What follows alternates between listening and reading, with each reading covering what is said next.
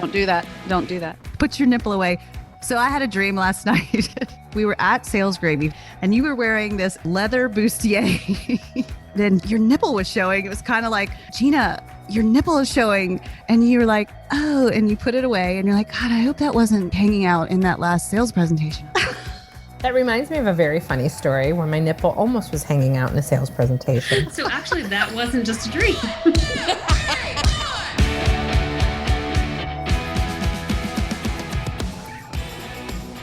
Hey Warners, welcome to another episode of Women Your Mother Warned You About. I'm Jeani Ringkob, Master Sales Trainer and Master Improv Trainer at Sales Gravy, who, by the way, now is the sponsor of this show. Woohoo! Dun, dun, dun. And I'm Rachel Pitts, mommy, wifey, mortgage loan officer at US Mortgage and creator of Your Ultra Fit Lifestyle and the podcast that makes business sexy again.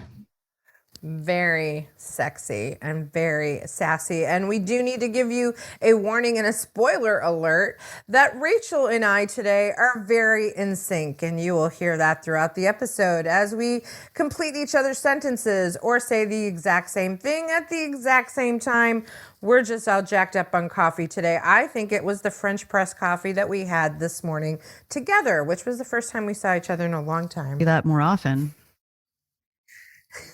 My God, what will happen? This is an awesome episode with Jeani Ringkob, and I'm going to do just a quick bio on her.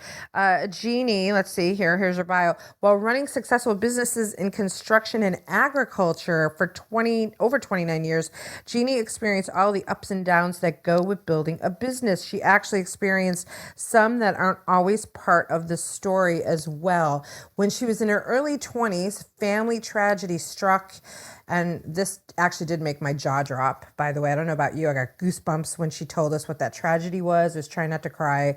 And it was all hands on deck to keep her family's asphalt business afloat. Overnight, she went from marketing and sales rep to marketing and sales, plus traffic control, plus screen operator, plus estimator, plus supply negotiator, and a few more. This wasn't the only business setback she would experience, but it was the fight back to the highs and the wins that really put her where she is today. She's now committed to helping other busy business owners build stronger businesses to help them survive the roller coaster ride that is business ownership. I was attracted to, I didn't know this about her background, but when I read this story about her being in construction, I thought it was going to be a really interesting story as a woman in a very male-dominated business, number one. Number two, she came to me through LinkedIn. She had been in one of my classes at Sales Gravy, and she's like, I want to be on your show. And I was like, and I did. I kind of brushed her off. Not brushed her off. I was like, talk to a producer. And then That wasn't a brush off. That was a delegation. It was a delegation. I'm like, talk, because we get, so many people come to us wanting to be on the show. And I think we're going to see more of that now as part of the Sales Gravy family. But I was like, talk to Doug. And good for her. She did. She followed through. She pushed through. And like within 2 weeks, she was scheduled to be on the show. I'm like, good for her. I love that. What did you think of her? I thought she was very powerful and well-spoken. She's got an amazing story and an inspiring story, especially for anyone who doubts that a woman can be very successful in a man's world, if you will, especially an industry that's dominated by men. She's got a lot of good stuff to say about that, and you will love her. You totally love her, and you will love her mother. That's just going to say that. Think Laura Ingalls. That's all I'm saying. All right, Warners, sit back and enjoy this episode of Women Your Mother Warned You About with Jeani Ringkob.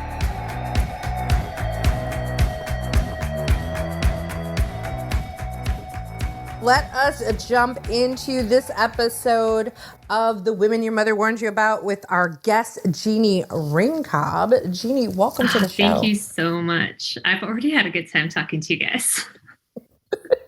It's the behind the scenes before the show starts footage. Well, I think all the good stuff already happened. Exactly. That's why we record, and we don't know what's going to happen and what our producer's going to pick out. I'm hoping they're not going to cut. They're not going to use that stuff about Rachel dreaming about my nipple popping out of a sales presentation. What? I just put it out there. Gosh, this show is rogue. Oh, the sales secrets that happen before we hit record.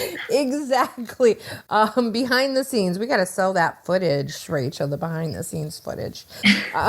So Jeani, you've got an interesting background that I found interesting and different because, we are women your mother warned you about and trying to make it in business and in life. And in many women's situations, they are, in male dominated situations. And we're not complaining about that at all, but you do come from an interesting kind of male dominated type of, I think, industry.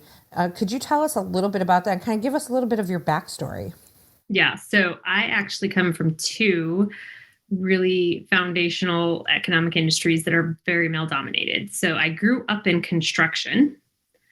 So my family had a construction business. I was very lucky. I got to go do sales and be on projects with my dad from like age 7 on, and actually travel around and sit there and he would, we would talk about like, this is what's going to happen in this, phone conversation, or this is what's going to happen when we go and meet with this guy. This is who he is. This is, why we're talking to him. So I was getting I had no idea what my dad was telling me or why, but later on in hindsight, he was teaching me about sales. So I got to grow. And so I was doing that, or I was climbing up rock piles or whatever. So we had an asphalt business that we were recycling asphalt in New Mexico and Colorado, Utah, before people even knew what recycling was. Like before the green arrow circle was big, like we were doing this back in the 70s. So, and he was really innovative. He actually figured out how to build asphalt plants that we could take apart and move to rural locations to service those people that, they had roads. These were county agencies and they had roads they needed to take care of. So I grew up in that industry. I got to do everything from sales, marketing, accounting, cleaning floors, running, the screed on the back of the laydown machine, all that good stuff. But then also more recently, my husband and I had an agricultural commodities trading business. So he grew up in the ag world. So he twisted my arm and got me to go work in the ag business with him for about 10 years before we sold that business. Once again, really male dominated. Both of them, actually, ironically, I talk about this a lot lately with clients, is they're going to have a huge segment of people in both those industries that are going to be retiring soon. So they're facing some similar challenges. Ooh. So my question to you in that is, even though you grew up in those and spent so much time in these male dominated industries, would you consider yourself a tomboy? No, I wouldn't. No, I played in the dirt and did all the stuff, right? But I think there's something to, let's be honest, like being a woman in that world, a big chunk of your advantage is being a woman. And I think owning that and being okay with that, like, I'm like, wear your makeup, dress like a woman, be a woman, and be in that industry. And I think some of my favorite mentors in those industries were those women that weren't afraid to be a woman in that industry and not just, be trying to convert to something else. Like those are the women that I respect. Those are the ones that I admire. And there's a certain power in that. And I think that we have plenty of obstacles and hurdles that we're trying to overcome. And I think we should be able to own that advantage. That's really interesting. I'm curious, like, what would your advice be to a woman that, okay, I'm going to be a woman in that very male business and I'm going to be the woman. I'm going to wear the makeup. I'm going to dress like a woman. I'm going to act like a woman, and I'm going to be treated very differently because of it. And yeah, I'm going to own all that, but what's your advice for now? How do I deal with it? Because it's going to take a while for them to treat me beyond being the pretty woman. Yeah, no, for sure. But I think it's well worth it. I think that once we get comfortable in that, we're willing to do it and we're willing to put in the years and prove ourselves, we probably earn more respect than the guy next to us. So I think that it may be a little bit harder to gain that traction early on. But so 2 points to that. The first one is a lot of that's in our own heads. So I think that we assume that a lot of that is there, and we probably put a lot of that pressure on ourselves versus what's really there. And so it's important for women to take a step back and be objective. I can count several situations in my past where I was probably, especially when I was younger, I was a little more insecure, and I assumed that they were looking at me a certain way when really they weren't.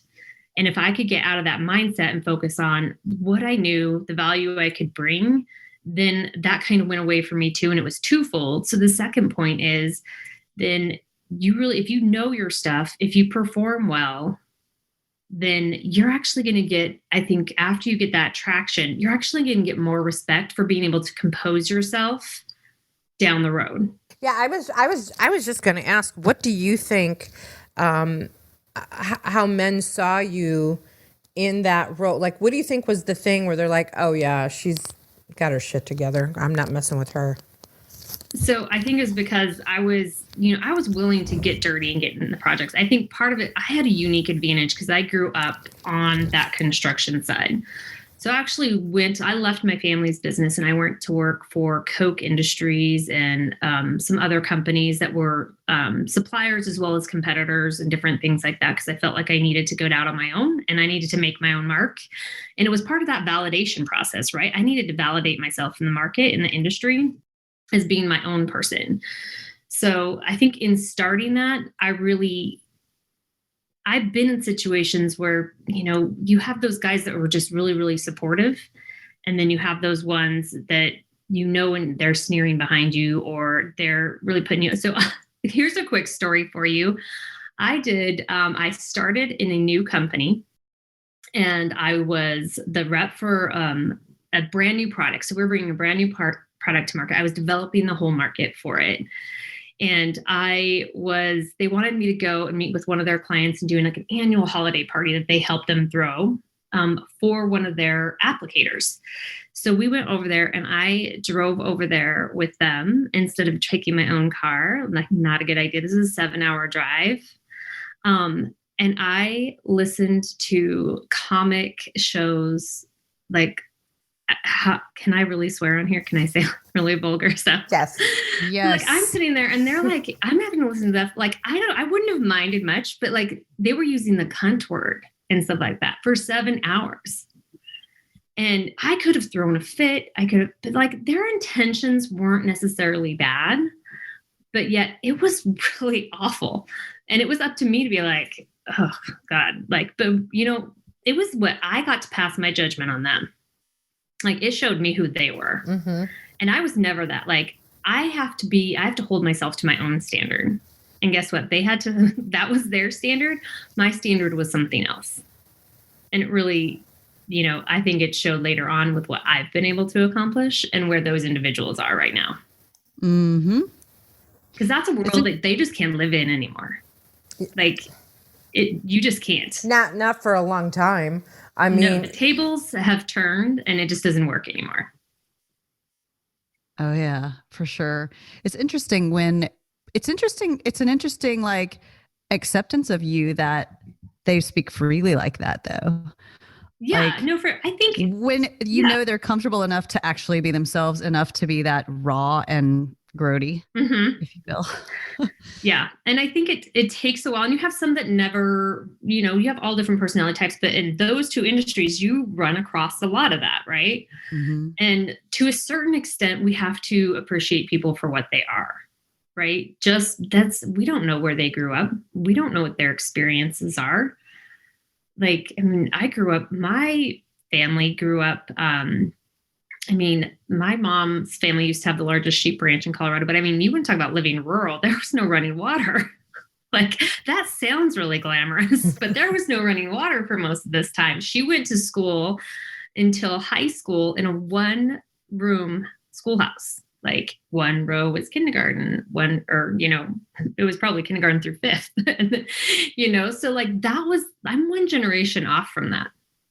So I can really appreciate like coming that far. It's like a Little House on the Prairie. It was totally Little House on the Prairie. That is for anyone that's listening, that's a parent right now, just keep in mind with what we're currently dealing with. when this podcast is being recorded in February of 2021, everybody's up in arms about how horrible the schooling is. And I'm homeschooling my kid because I don't want to deal with it. But like, there was worse, like one room full of everybody. Yeah. Hoping for the best.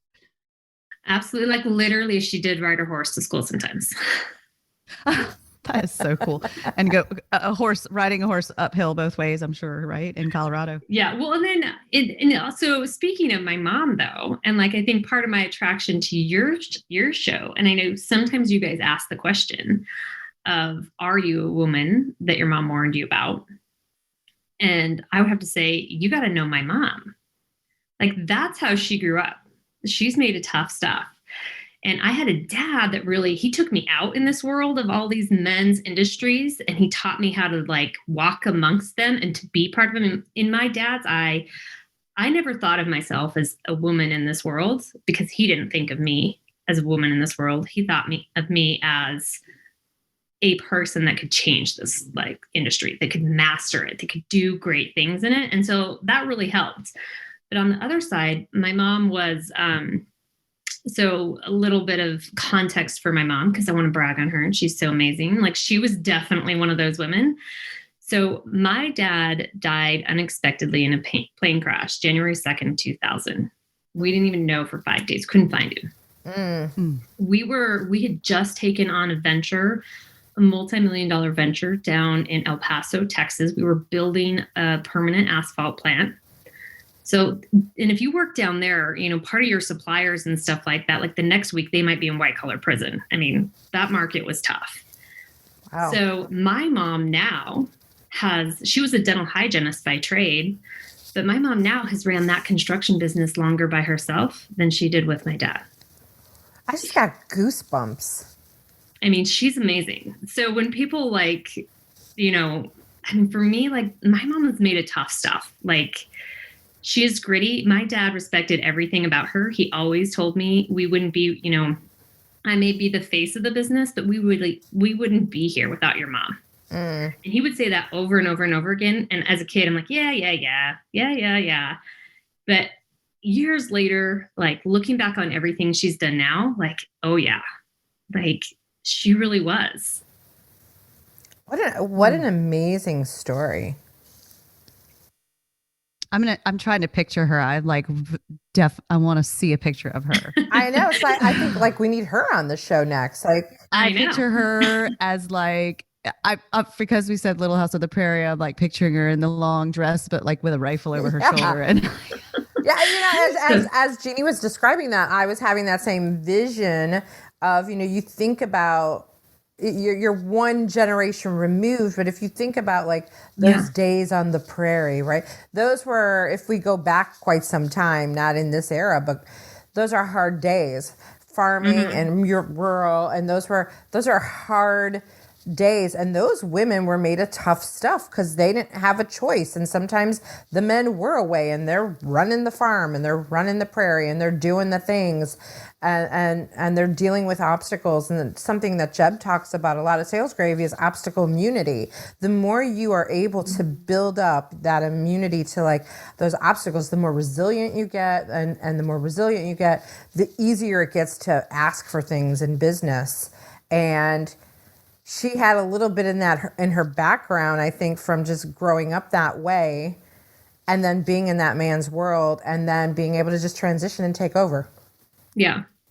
I mean, it was a tough 10 years after that. Like it was gritty and there were times, I mean, the stories that come from that, the things she did, I mean, there were definitely, you know, and in hindsight, I think I know even more now. I was involved in a lot of that and part of it, but then for parts of it, I went away because I was, you know, trying to kind of carve out my own path. But now we sit and we tell stories to each other and she confesses things and things like that. Like, I mean, there were times like, I don't know how she did it. Like, I mean, it was, you know, because those are heavy, you need heavy assets in those businesses. You're buying $1 million pieces of equipment and stuff like that. And if you don't get your agency contracts, you all of a sudden don't have any customers the next day, you know, regardless of how good your sales team is. So, I mean, I mean, I just think about what she went through and how, like most of the time, nobody realized how much she was juggling behind the scenes. And like, she's moving money to make stuff work on off season and stuff like that. And, also she's in this world of construction, road and street construction, and she has some of the lowest turnover rates as well.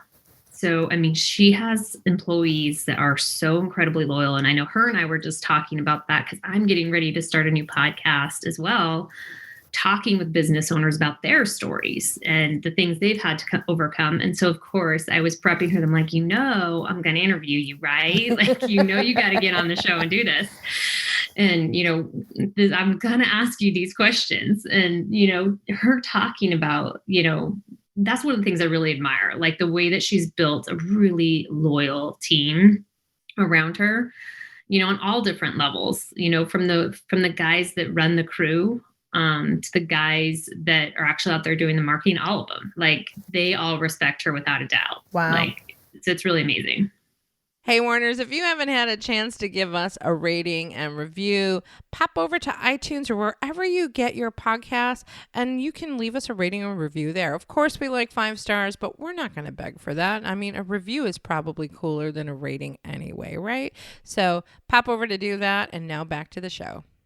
Would you say that because she's a woman, and based on your experience with so many men in this industry, do you think that because she's a woman, that's why she was able to maintain this calm front, even though there was a lot going on behind the scenes, like you mentioned, that like women kind of have to do that. Like moms, we have to just be, everything's fine, kids, even if the shit is hitting the fan behind the fucking scenes. Like you don't want to freak out. And same with employees. They're like kids, like, you don't want to freak everybody out that I just sunk $1 million over here and I only have, 100,000 over here.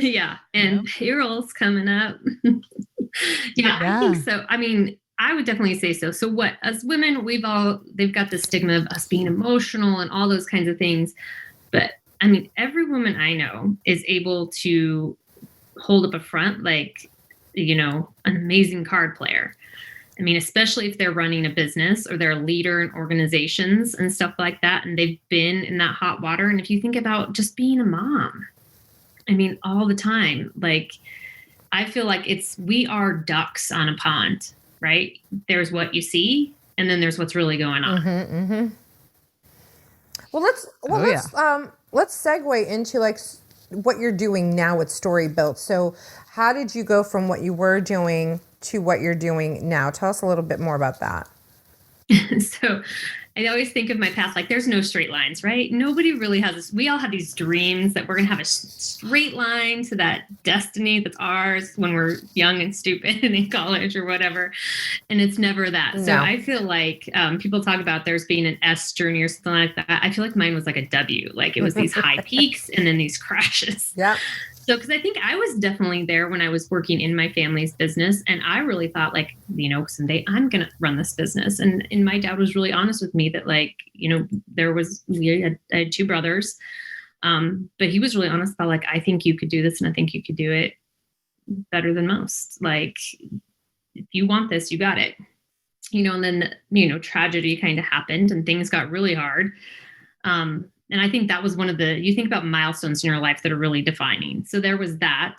And then I was still in college. And so, over Christmas break, I didn't know if I was going to go back to college. I didn't know what I was going to do. From then on, everything I was involved with in college, I stopped. I was working every weekend. I went down to New Mexico and sold or helped run the cruise. And I just kind of got finished with college, and it was all about just surviving. So a few years in, once we were kind of more okay, I just had to go out on my own. So that's what I did. I went and worked for some other companies because I felt like I needed to do that. But for all these years, my mom has always asked. So I think we probably spent about 15 years with my mom trying to kind of, talk around that subject. Are you going to buy it? Are you going to buy it? Are you going to do it? And I think everybody in the industry wondered that same thing and thought about it too. And it's, I actually recently was just asked to speak at an industry event about succession, and what happens when you decide not to do it. Mm-hmm. During that time I got married, I had kids. My husband was building a, really incredible business in ag. And so I took the leap, and it was probably one of the hardest things I ever did was to sit down and tell my mom, I'm not going to do this. I'm not going to buy this business.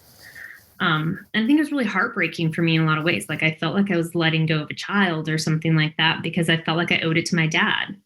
He wasn't there to tell me what he thought I should do. I had to just decide.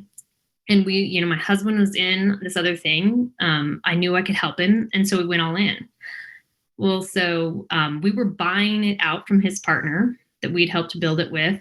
And then, within a year of me, less than a year of me telling my mom this and walking away from that, he changed his mind.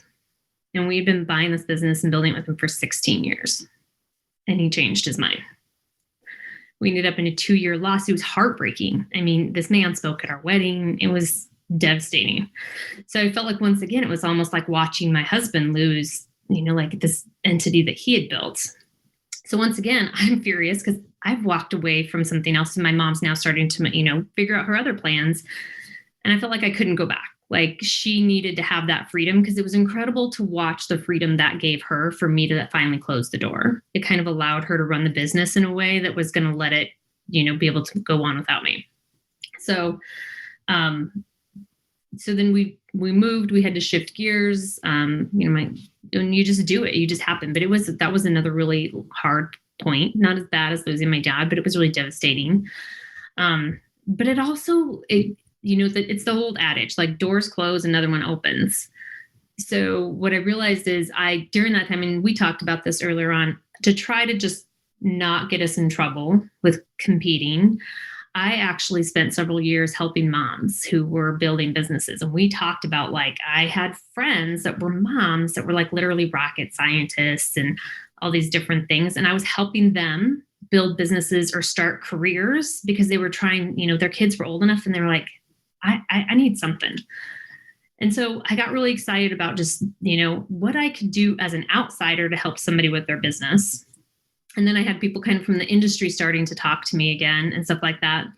So I dived in with both feet. So now I'm helping people in construction and ag build stronger businesses. Like, I watched all the struggles my dad and mom went through. I watched and lived all the struggles and heartache my mom went through. And being an outsider and having worked for lots of different companies and had all these wonderful experiences, I can be that unbiased outside opinion that can look at data and can look at the real hard facts of their business and say, because it's so emotional when you're in it. Like, you feel like every problem is a crisis and everything's devastating. And that was part of the problems that we had, especially after, any kind of issue or tragedy. So now that's what I do, is I help people figure out, what do you really need to work on in your business, and how can we create a solution based on the data, based on what really needs to happen so you can grow your business. And you're focusing on construction and ag? Yep. How are you? I have some other clients, but those are kind of those sweet spots. And they're these two industries that they're really essential to our economy. But they're heavy, infrastructure, heavy regulation. They're seasonal. They have a lot of equipment issues and costs and expenses, similar labor forces, similar cultures.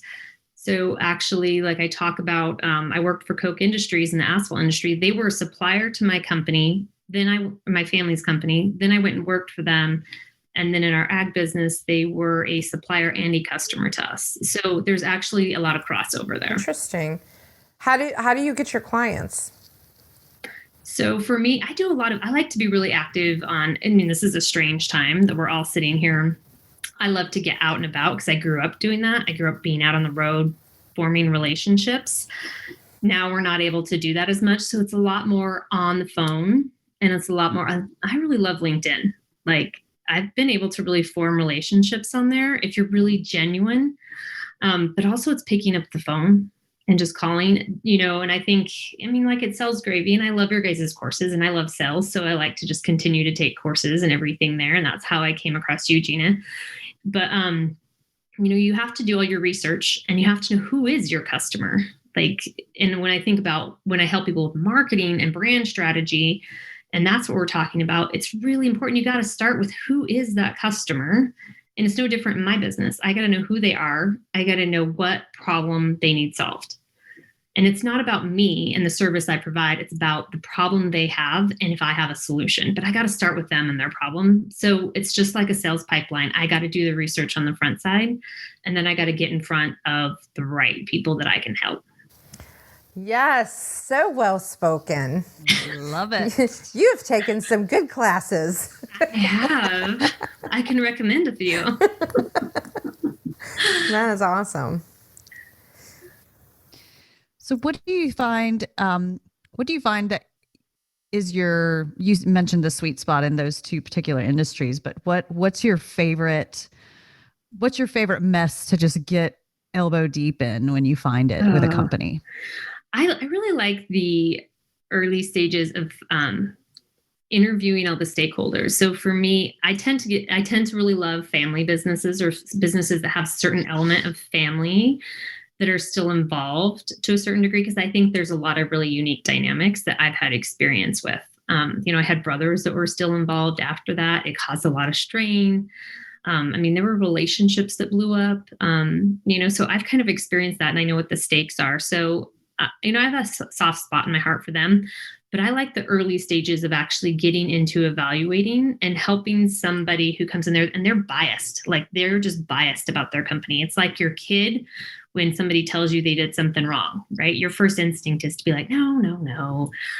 So we're really biased about our businesses. So I love getting my hands dirty in terms of just really getting into helping them overlay the actual facts of their business and the data onto their passion for it, and helping them say and get really, really clear where all of a sudden then you can reflect that back to them and they say, you're right. I do need to fix this first in my business, not something else. Like there may be a fire over here, but there's something down here in the base. So like, sales, if you don't have sales, your company can't breathe, but then some people are like, I need more sales. But if you really look at it and you're like, no, you have lots of sales. You're just not profitable, and helping them see where it really is, because they're under a mountain of problems. Yeah. But what's that one problem? And then there's the whole process of implementing the solution after that, or helping them find somebody to implement the solution if I'm not the one. But going through that early process and helping them get clarity, because just knowing what the small problem is, all of a sudden, like it's doable. Like I'm not going to drown. I can do this. And that feels really good. Yeah, a lot of times. And we talked about this, as you recall, about people getting coaches and getting someone like you, Jeani, to help, because when you're in the business with 1 million problems, or at least 99 problems, you can't see the forest for the trees. No. Like sometimes the solution is so obvious when you come in, Jeani, to like go, well, this is your problem. And all the while, just the day-to-day of managing humans, you just can't see it. Mm-hmm. No, you're right. And then they're just drowning and they're paralyzed. And it's a sad thing to see from the outside, especially when you've experienced it. Like I've been there. Like I've stood in those shoes over and over multiple times in multiple businesses, and just been like, there's so many things to fix. I'm never going to get ahead. And then you spend like time is such a valuable resource. And if you're going to try to fix anything in your business, you're going to invest your time. You're probably investing money. You're probably investing your people and stuff like that. And then to come out the other side and have nothing to show for it, or nothing that you thought you would. So I'm big on, how can we measure this? If we think about how we're going to measure it from the very beginning, then we know we're going to get success. You just don't want to see people out there floundering when they have these great businesses they've built. Yeah, I know people in the construction industry, and I've watched it happen, where the investment was made in having that business, and it takes 1 or 2 problems in the business that happen that then kind of take that business spiraling down. And I've watched a business owner literally just lose sight of everything because he was just in the trenches, and he could no longer see big picture. And he's a smart, visionary man. Yeah. But got sucked into that. Mm-hmm. It happens to the best of them. Yeah. Yeah. This is super interesting, especially being in construction and agriculture as a woman, and now helping other businesses out there. Very cool. Yeah, no, it's fun, and it's fun, but it's just, I just want to see him. I just want to see him succeed, and especially other women. Like, I mean, family businesses I love, but and maybe a sweet spot because of my mom, and just being a woman, but just there's a lot of women-owned businesses in these industries out there, and they're kicking ass and they're taking names, but they face the same problems. So I mean, they're really a blast to work with too. And those women are, no different than us. They want to be a woman. They don't want to give up being a woman, but they want to, have a great business. And it happens to be in a world that historically has been dominated by men. And you hit on these other things that we won't dive into that today, but it's just something to think about as business owners. And I think I may have seen this on your website, creating a legacy business, right? So if you're a family owned business, what is the legacy that's going to be left behind? Is that going to pass on to a family member? In your case, it's like you decided to leave. These are important things for business owners to think about, especially family owned businesses, because I've heard some really great speakers and consultants talk about what's the exit strategy. And sometimes the exit strategy of leaving your family-owned business, right? Maybe the strategy is to pass it on to a family member. But what if the family member doesn't want it? And then what's the next step there? Then maybe the next step is selling it. And then there's a lot of tax implications in that, in how you actually sell your business. I mean, there's some huge tax implications that make it even challenging to sell.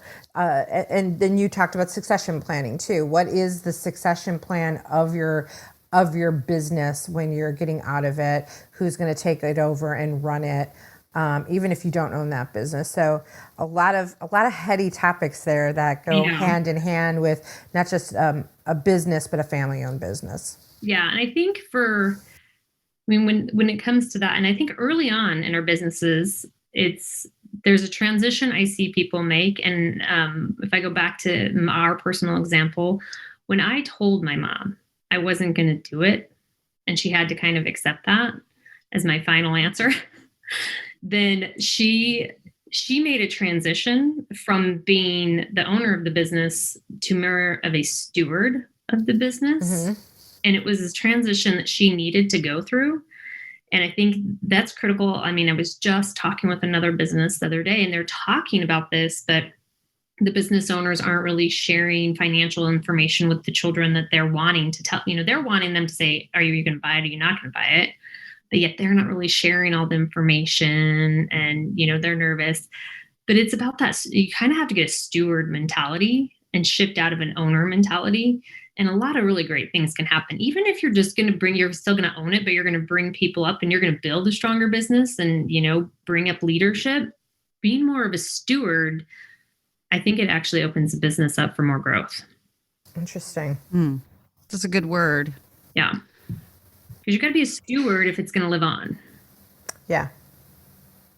And she's got to have a really good team to make everything else run in order for her to be a steward. Yeah. I think that's where you open yourself up to being willing to have a team. Because I think especially as women business owners, we struggle with that, is to let other people do all the things. When you're small and you have to wear all the roles, like we as women get pretty comfortable with that. Yeah. And it kind of natural default to that. But as you grow, you just can't do it anymore. And we got to get comfortable with it. Delegate. Oh, so many women that are like, I can do it all. I don't need you, or I can do it better. Well, I think that is I've never been there. No. No way. Don't worry. I'll take care of that. I mean, I think that's definitely an issue that women carry more of that issue than men do. And because we're used to multitasking and juggling and saving the world, and a man will be like, who do I got that can do this? Where's my peon? Yeah, who's got this? And when you start to adopt that attitude, which I've definitely adopted that attitude, I'm like, who can I hand this one off to? Like, and sometimes I feel like a princess about it, but that's okay. I cannot rule the kingdom or queendom if I'm doing everything, stuff has to be handed off. And as a woman or as a man, you need to own that if you're going to grow and scale. End of story. Yeah, no doubt.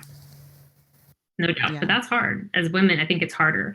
And men they don't seem to have a problem. And I'm not the only one saying this. I mean, I've heard studies about it. They don't have a problem taking credit, even if they didn't necessarily do the work.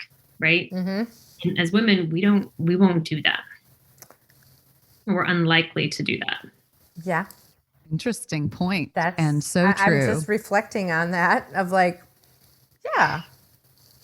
We all have some stories. Yeah, that's a really interesting, like, because I'm the first one to be like, oh no, Rachel did that. Yeah. That was all Rachel. Or no, it really never was. No, but it's a really, really, really good point, Jeani, that I think all of our listeners could take to heart and just consider, are you doing that? Because a lot of times as women, like, just for example purpose, when a woman is direct and to the point, she's a lot of times labeled a bitch. Mm-hmm. And instead, a man is direct and to the point. Yeah. Yeah. It's like, he's so confident. Yeah. She's bitch. He is so, what about that bitch over there though? Yes.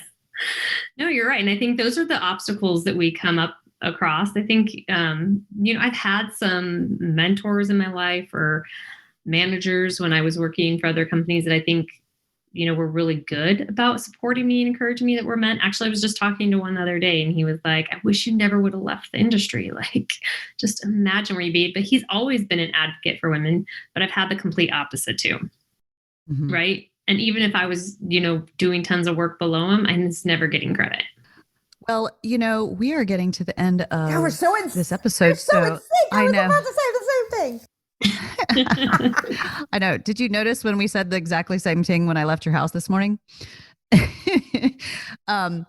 So we have a few questions and we didn't ask you this in the very beginning. So, and you did make a note that we do ask this pretty often. Would you consider yourself a woman your mother warned you about, Jeani?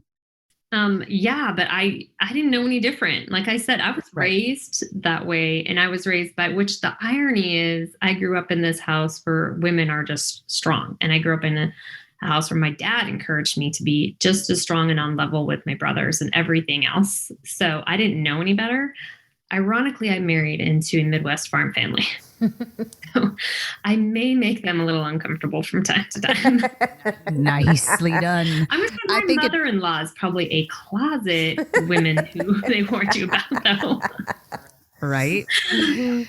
So next question. This is a good question. How would you define the word sexy?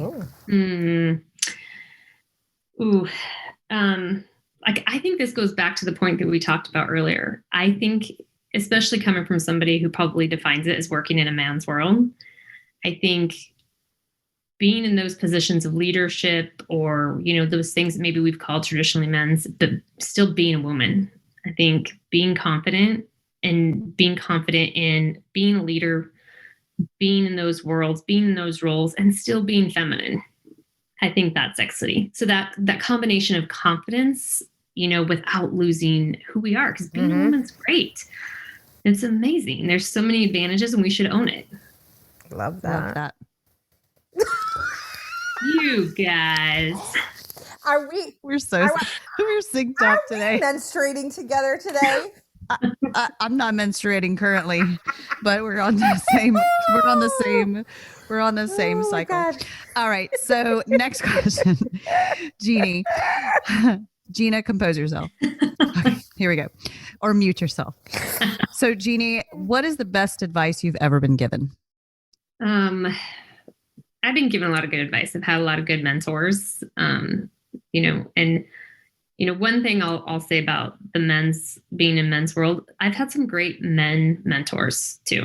So, which needs to be noted, like there's some obstacles and there's some people that don't support you. But when I look back, I've had some incredible mentors, but I always think, about something my dad used to say, and he used to just say it kind of randomly. I don't know if he was position it as advice, but it's something I always remembered. And he traveled a lot. And so he would be gone a lot of the summertime. And we would get to go with him sometimes, but not always. So, my mom kind of held down the fort quite a bit. But he would always tell me it's good to go, but it's great to come home, which I think relates to so many things in life. We should be, I think, especially as women, especially if you're raising kids and you have a career too, you shouldn't be afraid to go and travel and do things, but then you should also be really happy to come home to your family and enjoy them and have that freedom to have both. And it could be, if you apply it to your career, it's great to go and have something and build something, but still have that anchor of your family in your home. 100%. I think, and I am one of those people. I do a lot of things. I travel and go around, but Roxy, my daughter, always knows that I come back. And that's been since she was very, very young. But I'm also modeling that for her, that it's okay to go do your thing and also be solid and dependable. So yeah. Last question, any advice you wish you had been given? So I don't know if it would have done any good, but I wish that maybe I would have been a little bit more intentional about where I wanted to end up when I was young. I think I assumed too much. I assumed that I was going to just buy my family's business. I assumed that I was always going to be in that industry. And instead of being a little bit more intentional about the possibilities that were out there. So maybe it's not about planning my path, but maybe being open to more possibilities younger. I think some of the opportunities I took in my life is because I was forced to, versus being willing to just go out and look for them and then build a path to them. I love it. Love it. Stop it. What? You ladies. We're not always this synced up, Jeannie. In fact, I almost broke up with her once. So, Yeah, you have to go listen to that episode. Oh my gosh, I'm going to be hunting it down now. Yeah, it's the... Everybody likes a good scandal every now and then. It's going to be like reality TV. Mm-hmm. Yep. It was last summer. So I was like, yeah, go back and listen to that. We almost broke up, but we did not break up. As synced as you are, I think you might all be lost. I think we would be. It's pretty much tied up at this point. I think maybe because we saw each other for the first time today in like a gazillion years, even though we live like miles away from each other, so close. And like maybe that was our time together. Maybe we should have. Now you're synced up. Maybe we should be doing that coffee talk every morning. If it's like the coffee talk we had this morning, I'm in all the time. Let's go. I wish we could. We can't even share at all any of it, but it was a good strategy. It was a meeting, conversation we could only have in person and not even chance it on Zoom anywhere. So anyway, it has been awesome having you on the show. Thank you. And another reason why I love you is because you approached me and said, I want to be on your show. Oh, and that's a great testament to the power of the ask and how important it is to ask, especially if you're in sales. This is a reason why salespeople fail, is because when they get to the ask part, they don't do it. So you do not get what you do not ask for. Jeannie asked to be on the show, and here she is. So. Yeah. I wanted to talk to you. I didn't want to just be your student. She didn't want to just be my student or be my friend on LinkedIn. And now you get me and Rachel. I know. It was a package deal. It's great. Package deal. So, Jeannie, where can people find out about StoryBuilt Marketing and Coaching? So my website is StoryBuilt.marketing. So all the stuff is there. Lots of great resources. We even do some weekly tips, video tips, really quick things that you can actually apply to your business based on all the stories and experiences we get from our clients. And then, like I said, I love to hang out on LinkedIn. I love to connect with people there. So find me there. Just Jeani Ringkob. You'll find me right there. And I'd love to connect with people. She is there. She is engaged there. I've conversed with her there. Gina's been stalked by me. It's fine. I don't hang out there much, but I need to, and I need to come over and hang out there. And it's okay. It's okay, Jeannie. Rachel stalked me too one time, long time ago, which is why we're together today. I had to get a restraining order, but it's all worked out. Most people do. It's all worked out good.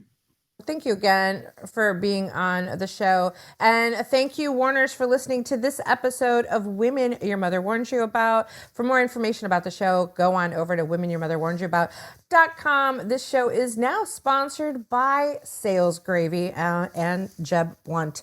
Super excited to be part of the Sales Gravy team, not just as an employee, but as a podcast. So for more information on that, you can find that on our website. And Rachel. And if you enjoyed this show or have enjoyed any other of our shows, please hop on over to iTunes and leave us a review. It helps us spread the love to more people. Awesome. All right, Warners, we're out of here. Bye.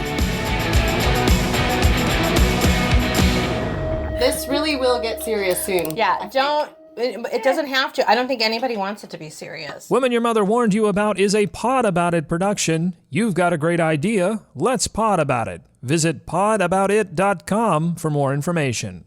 Woof, woof. Monkey, monkey.